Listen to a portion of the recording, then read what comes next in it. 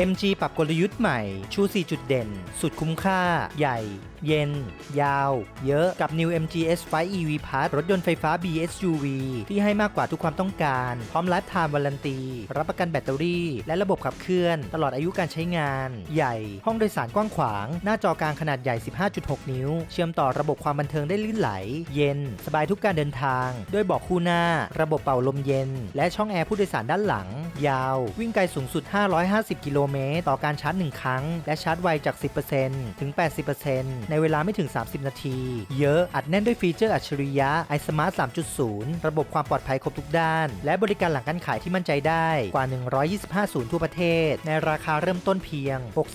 669,900 บาทมาพร้อมสิทธิพิเศษมากมายทั้งประกันภัยชั้น1 ฟรี MG Home Charger และบริการช่วยเหลือฉุกเฉินนาน 5 ปีเต็ม